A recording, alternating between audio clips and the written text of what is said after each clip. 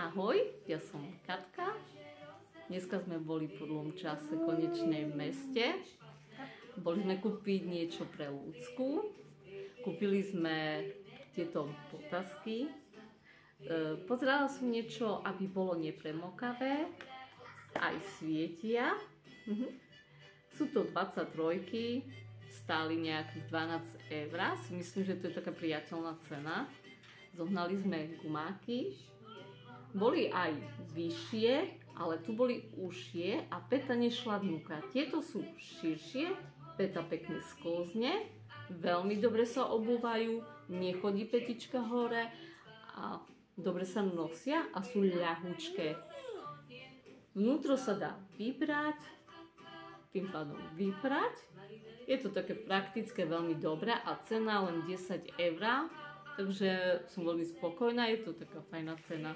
Potom som zohnala najmenší prší plášť, keďže my kupujeme 86 až 92, tento prší plášť je 98,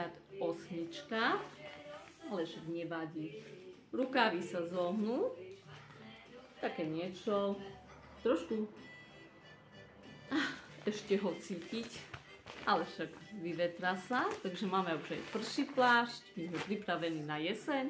No potom som ešte kúpila ponožky, niečo už vyššie, nie kotníkové a niečo tenšie. Fajné sú. Gumička netlačí, taká klasika. V Tesku mali aj vetrovky, ale ešte len začína sezóna, nie je až taký výber. Majú tam 25% zľavu. Pozerali sme nejaké veci, ale nič sme si ešte nevybrali, ale však ešte tovar bude, takže ešte potom popozeráme. Zatiaľ sa tešíme z toho. Toto som dlhšie zháňala, keď mala malú nožičku, som nevedela na 21 zohnať. A teraz som konečne zohnala, tak z toho sa teším veľmi. Do záhrady, na výlety, hoci kde do dažďa. Praktické a krásne. Tak, toto je z nášho nákupu, tak na budúce, keď dačo ešte nakúpime, pôjdeme ešte do Teska, do Sinsay, potom natočím ďalšie videjka.